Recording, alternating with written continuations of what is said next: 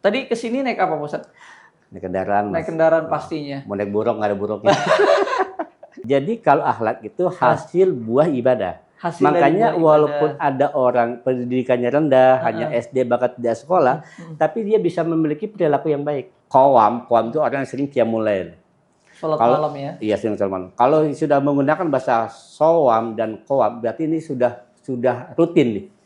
Yang selalu dikerjakan. Continue ya. Ya continue, bukan sekali-kali, bukan. Sekali-kali. Oh, istiqomah lah Pak Ustadz istiqomah ya. gitu Istiqomah. kan. Barang siapa yang memerangi waliku berarti perang aku.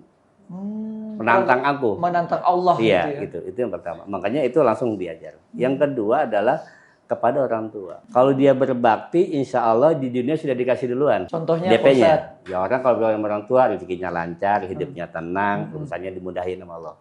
Tapi kalau orang yang durhaka sama orang tua, jangan diharap di dunia udah belangsak duluan. Hidupnya susah, masalah terus. Nah, ketika kita ada masalah, pertanyakan bagaimana hubungan kita sama orang tua kita.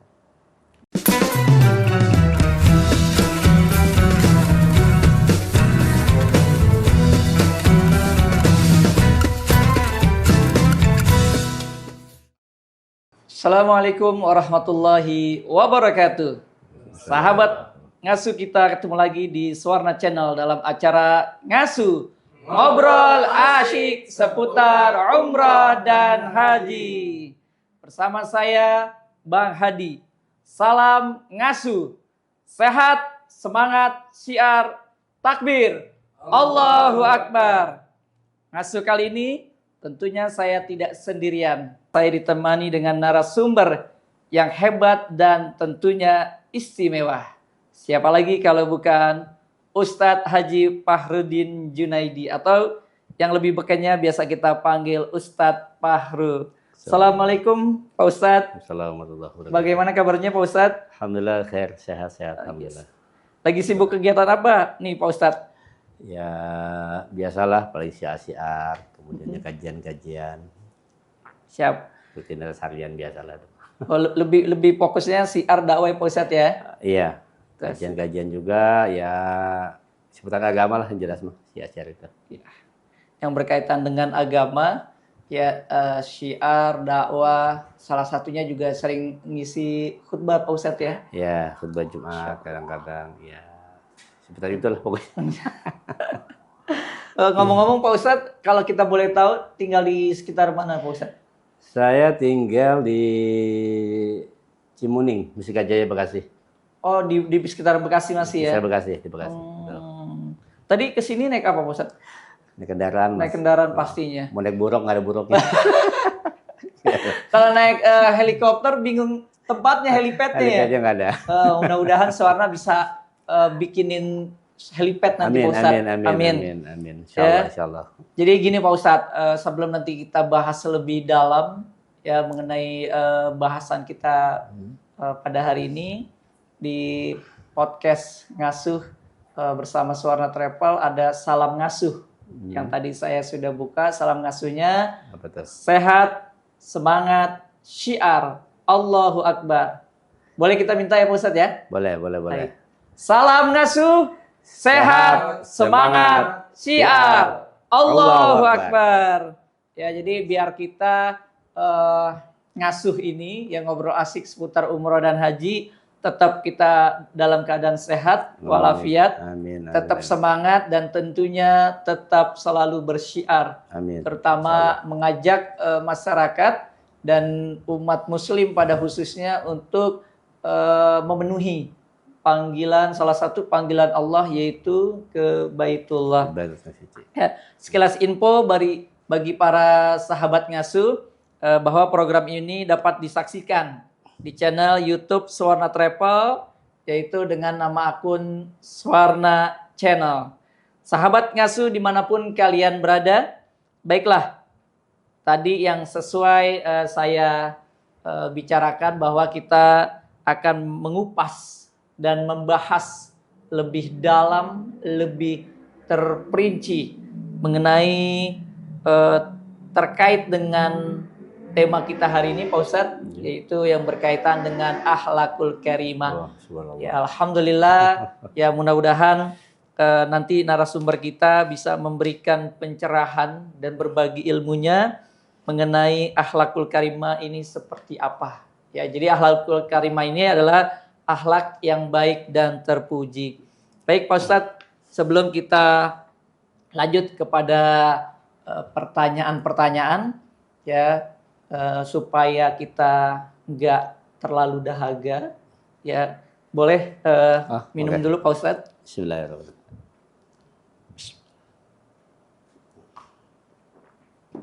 Masya Allah. Alhamdulillah. Ini bukan air mineral nih Pak Ustadz, air jam-jam. Jam-jam. Alhamdulillah.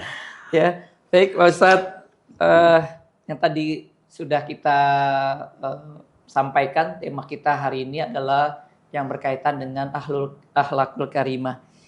Sebenarnya apa itu akhlakul karimah Pak Ustadz? Menurut misal ada penafsiran umum, ya, dan juga ada penafsiran khususnya, seperti apa akhlakul karimah? Iya, baik. Bismillahirrahmanirrahim. Assalamualaikum warahmatullahi wabarakatuh. Alhamdulillahirrahmanirrahim. Wassalatu wassalamu ala sayyidina Muhammadin khataman nabiyyin wa ala alihi washabihi ajmain, amma ba'du. Qala subhanaka la ilma lana illa ma 'allamtana innaka antal alimul hakim wa la haula wa la quwwata illa billahil aliyil azim, amma ba'du. Alhamdulillah di hari yang cerah ini Allah masih kasih kita nikmat, Allah masih kasih kita kesempatan untuk senantiasa memperbaiki diri, untuk beribadah kepada Allah Subhanahu wa taala. Insyaallah mudah-mudahan di sisa-sisa umur kita yang nggak tahu berapa lama lagi Allah kasih kesempatan buat kita ini hidup. Allah masih kesempatan kita untuk memperbaiki diri, beribadah dan sebagainya. Mudah-mudahan dengan penuh harapan dan doa, ibadah kita diterima oleh Allah Subhanahu wa taala. Amin. Hidup kita diberkahi, umur Amin. diberkahi, dan mudah-mudahan Amin. kita semua meninggal dalam keadaan husnul khatimah. Amin ya rabbal alamin. Salam dan salam dicurahkan pada Nabi Muhammad SAW. Mudah-mudahan salawat yang senantiasa terpanjatkan menjadi syafaat di hari kiamat yang akan datang. Baik Mas Hadi, berkaitan dengan akhlak, definisi akhlak ya. Akhlak itu berawal dari kata kholako sebenarnya. Jadi nanti kita bisa membedakan ada akhlak, ada adab nih. Oh gitu. Ya, jadi ada perbedaan antara akhlak sama adab. Singkatnya begini, kalau adab itu adalah sesuatu perbuatan yang baik dihasilkan oleh pendidikan. Kalau adab. Adab. Jadi dia itu bisa dilakukan oleh siapapun. Contoh oleh tentara, oleh pegawai kantor, oleh pekerja dan sebagainya. Jadi menyeluruh Pak Ustadz, Menyeluruh. umum ya. Nah, dan dia hasil didikan. Hasil Secara didikan. kontinu. Misalkan di ketentaraan gitu kan, dengan pendidikan disiplinnya dan sebagainya. Contoh kayak di Jepang tuh kan ada diajarkan tuh bagaimana cara sabar, bagaimana cara tepat waktu, bagaimana disiplin. Contoh di Jepang tuh misalkan kereta itu harus sampai di stasiun jam 7. Ketika kereta sampai di sana jam 6.59, itu dianggapnya tidak beradab, nggak berhasil. Kalau di kita kan justru seneng ya, wah masih ada spare waktu nih. Yeah. Di Jepang nggak gitu. Dia kalau jam 7 jam 7. Dianggapnya tuh belum berhasil. Nah itulah adab. Jadi adab itu hasil didikan dan kebiasaan kali Pak kebiasaan. Ustadz ya? Betul. Itu dia. Nah itu adab. Siapapun bisa melakukan ini. Mau dia muslim, non muslim, mau orang barat, timur, besar, kecil, siapapun bisa. Ini kalau adab. Adab ya. Nah beda kalau akhlak. Kalau akhlak itu hasil dari karya ibadah. Jadi buah dari ibadah adalah akhlak. Dan kata akhlak ini asal katanya kholako. Kholako. Iya. Jadi hasil dari buah ibadah. Bicara ibadah berarti ada yang kita ibadahi. Siapa? Yaitu Khalik. Pencipta. Pencipta. Siapa? Allah Subhanahu wa taala. Nah, orang yang beribadah disebutnya makhluk. Makhluk. Nah, jadi akhlak itu murni bahasa syariat dari Al-Quran full. Jadi berarti, mohon maaf Pak Ustadz, berarti akhlak ini secara khusus diperuntukkan atau memang ditujukan untuk umat Islam, Muslim khususnya? Enggak, sumber. Jadi sumbernya? Sumber pedomannya Al-Qurannya? Iya. Jadi kalau akhlak itu hasil buah ibadah. Hasil Makanya dari walaupun ada orang pendidikannya rendah, hanya SD bahkan tidak sekolah, tapi dia bisa memiliki perilaku yang baik. Karena ibadahnya bagus. Pun sebaliknya, ada orang punya pendidikan tinggi, kalau ibadahnya nggak bagus, akhlaknya pun pasti nggak bagus. Pasti itu Pak Ustadz ya? Pasti nggak bagus. Entah dia korupsi, entah dia sering ngegas orang, entah dia berkata kotor, padahal punya pendidikan tinggi. Kenapa? Karena ibadahnya nggak nyampe kepada Allah. Ibadahnya nggak nyampe kepada Allah. Nah, inilah bedanya. Walaupun orang-orang berpendidikan rendah, karena nilai yang dihasilkan dari nilai ibadah, maka apapun dilakukan oleh manusia itu, oleh orang itu, semata-mata karena ibadah kepada Allah Subhanahu Wa Taala. Contoh, Rasulullah mengajarkan begini. Kan Al-Quran sudah bilang, kata Al-Quran, kalau mau lihat akhlak yang bagus, di atas Rasulullah. Laqad kana lakum fi Rasulillah uswatun hasanah. Nah, telah datang kepada Rasulullah, setelah ada pada diri Rasulullah sebagai seorang pribadi, seorang Rasul adalah uswatun hasanah. Rasulullah itu bisa menjadi uswah hasanah buat siapa? Nggak semua orang bisa menjadikan Rasulullah sebagai uswatun hasanah. Dijelaskan dalam Al-Quran lebih lanjut, liman kana yarjullaha. Jadi yang akan menjadikan Rasulullah sebagai suri teladan adalah mereka yang mau mengejar akhirat. Jadi kalau misalkan orientasinya dunia, Pak Ustadz. Nah, oke, berkaitan dengan itu pas nyatanya ketika kita kejar akhirat, dunia datang. Masya Allah. Berarti tagline yang selama ini Suwarna terapkan, kita fokus siar, kejar akhirat, dunia dapat. Ya. Bisa berarti bersumber dari akhlak tersebut, Pak Betul. Ustadz. Makanya selalu gini, zaman sekarang ini kan banyak kita ya terlalu menyombongkan dengan ibadah kita. Gua lebih sunnah, gua lebih banyak sholatnya, gua lebih banyak puasanya. Padahal Allah Subhanahu Wa Taala itu memuji Nabi, memuji Rasulullah itu bukan karena ibadah, karena akhlaknya. tapi Allah zat yang berhak dipuji malah memuji makhluknya. Dan satu-satunya makhluk yang dipuji adalah Rasulullah SAW. Apanya? Wa innaka lahala khuluqin azim. Kalau bahasa kita gini, akhlak lu mah luar biasa. Kalau bahasa kita gitu. Iya. Wa innaka lahala khuluqin azim, luar biasa akhlak. Itu Allah kagum loh. Yang puji langsung Allah. Allah. Yang maha terpuji justru memuji makhluknya. Kenapa? Saking luar biasanya akhlak Rasulullah. Dan mungkin hanya satu-satunya makhluk yang mendapatkan pujian langsung dari Allah. Ya. Rasulullah. Akhlaknya dipuji. Akhlaknya. Walaupun kita tahu Rasulullah sujudnya sampai bengkak-bengkak, puasanya luar biasa, jihadnya luar biasa, perang dimanapun selalu memimpin, sedekahnya luar biasa. Tapi yang Allah puji dalam Al-Quran adalah akhlaknya. Karena memang apa? Karena misi utama Rasul itu adalah wa ma innama bu'istu diutamima makarim akhlak. Jadi aku tuh diutus bukan untuk yang lain, tapi untuk menyempurnakan akhlak. Nah, bahasanya adalah menyempurnakan akhlak. Berarti akhlak ini sudah ada sebelumnya. Dibawa risalah oleh para nabi dan rasul sebelumnya. Betul. Oleh Nabi Isa, Nabi Musa, itu bersumber dari Allah. Makanya yang bisa berakhlak mulia adalah orang-orang yang memang beriman kepada Allah dan mau menjalankannya. Makanya tidak semua orang Islam itu memiliki akhlak mulia, tapi orang yang berakhlak mulia sudah pasti mukmin. Masya Allah. Contoh kasus begini. Rasulullah pernah bilang begini, kenapa akhlak mulia itu selalu dikaitkan dengan keimanan? Kata Rasulullah begini, man amana billah wal yawmil akhir falyaqul khairan aw liyasmut. Barang siapa yang mengaku iman kepada Allah, percaya amal kiamat, akan ada pembalasan dan sebagainya, hendaklah berkata baik atau diam. Jadi orang itu akan berkata baik bukan karena dia disiplin, bukan karena dia tentara, bukan karena dia bos, bukan. Tapi apa? Karena dia menunjukkan keimanannya kepada Allah. Cerminan, Pak Ustadz. Cerminan. Betul. Nah, dengan dalil-dalil syarat inilah makanya akhlak itu tumbuh dari hasil pelaksanaan ibadah seseorang. Terus gini Pak Ustadz, terkait dengan apa yang tadi Pak Ustadz sampaikan, berkaitan dengan akhlakul karimah ini, boleh gak sih kita dikasih satu contoh atau analogi yang pernah dilakukan oleh Rasulullah terkait dengan akhlakul karimah ini, Pak Ustadz? Oh, banyak.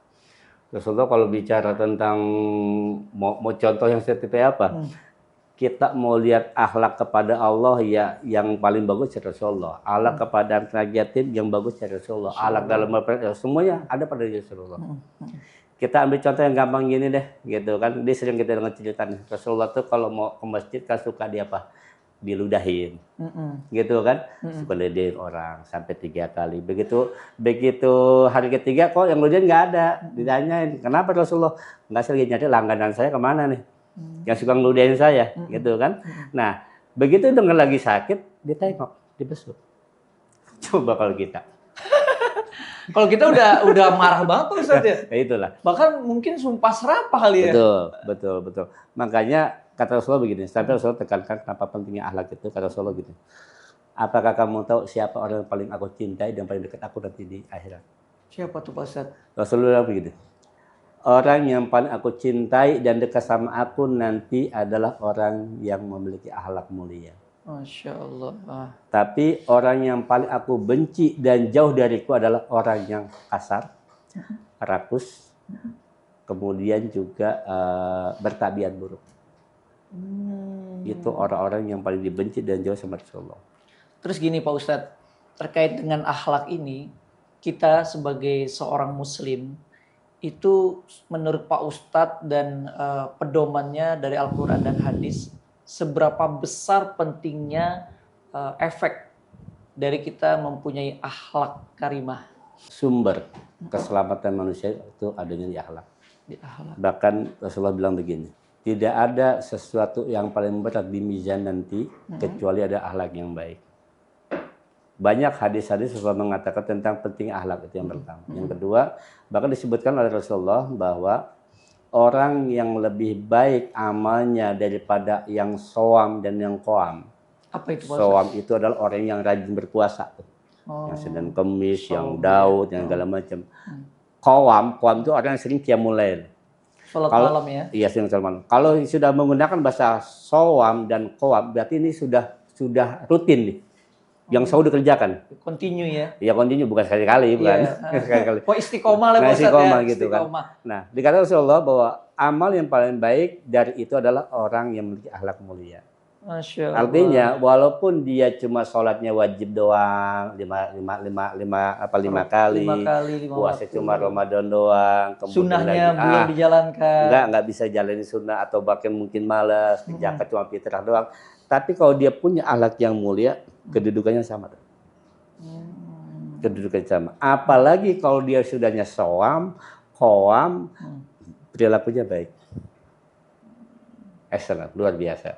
Ya, itulah pentingnya. Karena seringkali suksesnya seseorang, ya kita dalam syiar, dalam dakwah, itu apa sih? Akhlak. Bukan ilmu. Coba kita lihat orang yang ilmunya banyak tapi galak, kafir, kabur. Tapi kalau dengan pendekatan, ngobrol, syiar, gitu kan, kemudian juga tidak menyakiti bahasanya, gitu loh. Insya Allah. Karena apa? Karena memang akhlak itu jadi barometer. Baiknya sebuah bangsa itu tergantung akhlak. Kalau akhlaknya baik, bangsa itu baik. Tapi kalau akhlaknya bobrok, tunggu kehancuran.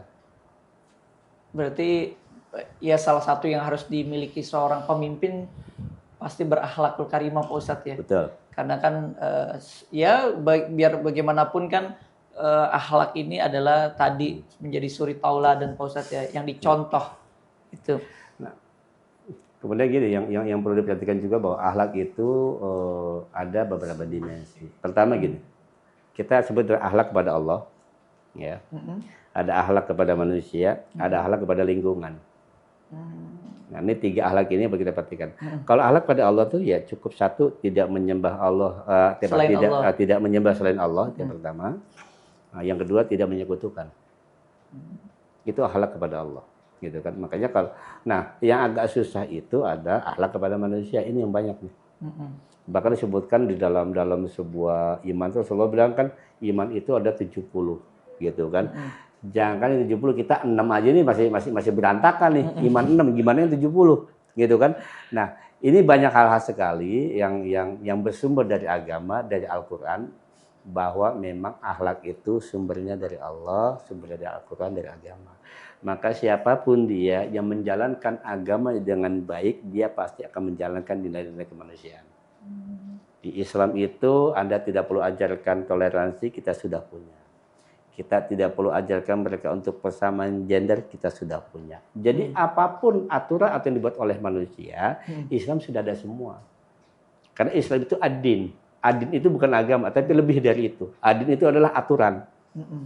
Jadi semuanya kalau kita sudah menjalankan syariat agama dengan baik, contoh begini, kita nggak perlu dibilang, nggak boleh galak sama tetangga, nggak usah. Islam sudah punya kok. Man amana bil yaumil akhir falyukrim jarahu. Barang siapa yang ngaku iman pada Allah, iman kepada hari kiamat, hormati tetangga. Ketika dia mengamalkan hadis ini, pasti dia akur sama tetangga. Nggak bakal berantem. Nggak bakal berantem. Nah, jadi makanya akhlak itu sumbernya dari Tuhan. Dari Tuhan langsung ya. Ya. Siap. Terus terkait dengan akhlak ini Pak Ustadz, kan kadang-kadang manusia itu banyak labilnya ya. Ya. Banyak labilnya gitu kan. Kalau orang sekarang bilang ababil Pak Ustadz. ABG labil gitu kan. Jadi sama dengan iman mungkin Pak Ustadz ya. Kadang kan iman bisa naik, kadang pula bisa turun kan. Lalu ada secara implisit yang disampaikan di dalam Quran atau hadis, metode untuk tetap meningkatkan kualitas akhlak kita Pak Ustadz. Supaya ketika turun, nggak turun banget. Ketika naik, ya nggak apa-apa naik terus gitu kan. Karena lebih baik gitu kan. Itu menurut Pak Ustadz gimana? Iya. Kita sadari bahwa kita tuh kadang-kadang kita ada masa futur ya. Iya. Masa futur itu masa kita malas untuk ibadah tuh. Kadang-kadang kalau rajin banget gitu kan. Rajin banget ya. Cuma gini, kembali lagi bahwa minimal gini, jangan sampai kita drop untuk yang wajib deh. Lima sholat lima waktu itu jangan sampai lepas. Kenapa? Karena dropnya kita, serajinnya kita yang namanya wajib sudah pasti. Gitu. Paling nggak sholat lima waktu, kemudian puasa Ramadan. Nah, satu yang perlu kita tekankan bahwa di dalam hadis sebutkan bahwa ihsan itu, ihsan adalah buah dari iman dan Islam. Apa sih ihsan? Ihsan itu adalah anta budallah ka'annaka tarahu fa illam takun tarahu fa innahu yaraka. Kalaupun ihsan itu adalah kita beribadah kepada Allah seolah-olah kita melihat Allah. Walaupun kita tidak melihat Allah, Allah melihat kita. Jadi selalulah merasa kita diawasi. Gitu. Ihsan itu Pak Ustadz. Ihsan, gitu kan? Nah, orang yang ihsan itu dia akan selalu merasa diawasi oleh Allah Subhanahu wa taala. Naik turunnya keimanan itu normal, biasa. Normal. Gitu kan? Ada masa-masa itu. Itu biasa suka orang alamin juga. Entah siapapun. Nah, cuma yang perlu kita tekankan adalah inilah pentingnya kita harus mempertahankan jangan sampai drop sama sekali. Paling tidak yang wajib-wajib itu yang pertama. Yang kedua, selalu merasa diawasi oleh Allah Subhanahu wa taala. Gitu. Apapun yang kita lakukan bahwa CCTV Allah itu 24 jam non stop. Nggak henti ya? Nggak henti. Nggak off. Nggak ada yang namanya nanti habis datanya nggak ya? 24 Atau jam. Full memory. Full memory. Itu selalu merasa diawasi oleh Allah. Insya Allah mudah-mudahan ya kita perbaikilah yang kurang-kurang. Gitu. Insya Allah mudah-mudahan. Menurut Ustadz dalam memperingati Hari Ibu, bagaimana sikap kita sebagai anak kepada orang tua? Kita sebagai anak siapapun ya, walaupun kita sudah punya anak, tetap kita ke orang tua tetap anak, gitu kan? Kita ke orang tua ini bicara ajab dan sisa Allah. Ada dua perbuatan yang bisa diberkas langsung oleh Allah di dunia.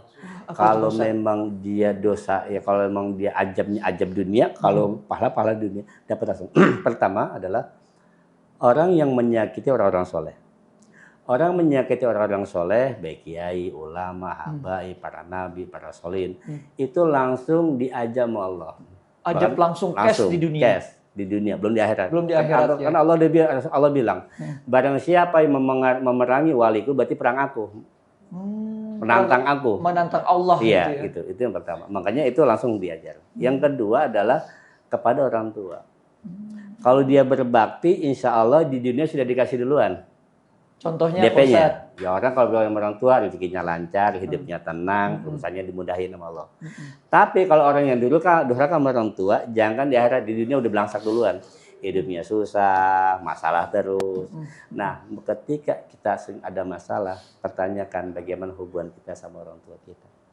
Mungkin ada hati yang terluka yang telah kita berbuat sama orang tua nggak pernah. Minta maaf, minta restu, insya Allah mudah-mudahan Islam walaupun tidak mengenal hari ibu dan sebagainya, tapi Islam mengajarkan bagaimana kita harus hormat pada orang tua, terutama ibu kita. Yang kata Rasulullah, surga dan ridho Allah ada di tangan orang tua. Insya Allah. Jadi terkait dengan akhlak ini, birrul walidain, ya taat dan bakti sama orang tua juga sangat ditekankan Pak Ustadz ya. Betul. Mungkin sebagai pertanyaan terakhir ya, dari Pak Ustadz sendiri ada pesan khususnya untuk para milenial ya, ketika memang di zaman serba canggih teknologi ya Pak Ustadz, lalu kita berakhlaknya seperti apa ketika kita mendapatkan fitnah tersebut. Nah, menurut Pak Ustadz, apa yang harus ditekankan atau ada pesan khususnya bagi para kaula muda milenial yang seperti Bang Haji Roma bilang, darah muda ya, darahnya para remaja. Kadang-kadang gampang tersulut Pak Ustadz. Mungkin ada pesan khusus dari Pak Ustadz. Pertama buat mereka pegiat media sosial yang biasa posting-posting, bahwa ingat bahwa apapun yang kita lakukan itu ada pertanggungjawabannya. Allah jelaskan dalam surat Yasin, al-yawma nakhtimu ala afwahihim wa tukallimuna aydihim wa tashhadu arjuluhum bima kanu yaksibun. Apapun yang kita posting, apapun yang kita share, apapun yang kita bagikan, itu akan ada pertanggungjawabannya. Kalau memang share itu baik, itu menimbulkan kebaikan, maka dia akan mendapatkan pahala. Tapi kalau share itu menimbulkan kemaksiatan, keributan dan sebagainya, maka dia pun akan mendapatkan dosa. Itu yang pertama. Yang kedua, buat mereka siapapun ya yang kadang-kadang tersinggung dengan komenan dan sebagainya, yakini bahwa itu memang bagian dari ujian yang Allah berikan kepada kita. Kenapa? Karena kita nggak bisa mengendalikan. Ada hal-hal yang nggak bisa kita kendalikan. Obrolan orang, ocehan orang, itu sesuatu yang nggak bisa kendalikan. Itu lainnya Allah Subhanahu Wa Taala. Ketika kita memang dinilai buruk oleh orang lain, ya terserah mereka. Toh ada konsekuensinya. Ketika kita sabar, kita terima itu adalah ujian dari Allah, karena tidak ada satupun di ini memang nggak Allah gerakan. Memang itu maunya Allah sudah. Sudah izin Allah Pak Ustadz. Iya, memang sudah maunya Allah. Walaupun begitu. itu fitnah, ghibah dan sebagainya. Gini, yang jadi patokan begini, kita tidak dihisap dengan komentar orang, tapi kita akan dihisap dengan respon kita terhadap komentar itu. Iya. Kalau kita responnya lebih buruk dari dia, kita dapat dosa. Tapi kalau kita responnya sabar, terima, kita dapat pahala. Masya Allah. Jadi yang dihisap itu bukan komentar orangnya, tapi respon kita terhadap komentar. Insya Allah mudah-mudahan sadar saja bahwa inilah cara Allah sayang sama kita. Kita dikasih pahala, mungkin sholat kita kurang, zakat kita kurang, puasa kita kurang. Allah ngasih pahalanya begini. Bismillah, insya Allah mudah-mudahan. Selesai kok. Insya Allah, jadi mudah-mudahan. Kalau memang yang Pak Ustadz sampaikan tadi terkait dengan ujian, fitnah atau gibah dan lain sebagainya, ya jalan terbaiknya adalah menunjukkan sikap yang baik juga Pak Ustadz ya. Yeah. Jangan dibalas dengan keburukan. Karena nanti yang Pak Ustadz sampaikan, kalau kita balas keburukan, berarti Allah akan hisap kita respon tadi. Iya. Iya Pak Ustadz ya. Walaupun awalnya adalah keburukan yang kita terima Pak Ustadz ya. Seburuk apapun, cara terbaik adalah diam. Diam ya. Nah karena gini, Mas Adi nih ngoceh masih diam ini. Capek nggak lama-lama? Capek pasti ya. Tapi kalau saya sautin, makinan nah Pak udah. ya. Cara terbaik adalah Malah bisa jadi ribut kali ya. Lebih baik adalah diam aja. Diamin ya. Silent treatment. Itu salah satu akhlak juga Pak Ustadz ya. Iya. Fal yakul khairu aw liyasmut. Perkataan baik itu ada perkataan yang bisa menimbulkan kebaikan, kemaslahatan. Kalau memang kita nggak bisa berkata baik, diam aja udah. Diam aja ya. Maka saya bilang la taghdab faradadan miraran la taghdab. Enggak usah marah, udah diemin aja. Orang mau ngomong apa ngoceh bodo amat, lu mau ngomong apa kek, yakin aja. Tapi lama-lama capek sendiri insyaallah. Ya, cuma kembali itu tadi bahwa orang-orang kalau kita komentar buruk, kita akan ada hisab. Itu aja patokannya.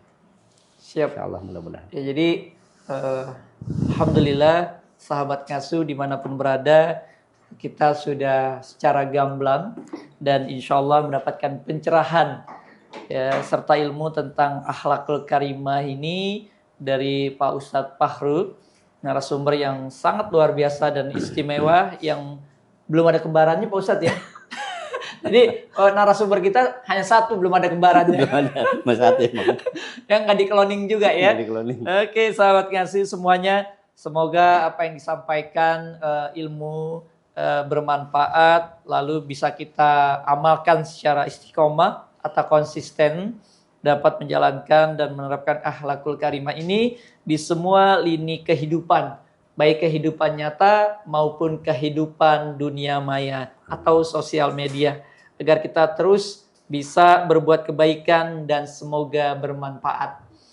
Sahabat ngasuh dimanapun berada, jangan lupa untuk terus dukung channel YouTube kita ya, Suwarna Channel, dengan cara di subscribe ya, lalu like and share ya. Mudah-mudahan apa yang menjadi pembahasan kita bisa terus kita kembangkan dan bermanfaat untuk kita semua. Amin. Jika ada saran dan masukan, bisa langsung berikan saran, masukan, komentar ini di kolom komentar ya di Suwarna Channel, atau bisa juga DM ke Instagram kami di @suwarnatravel.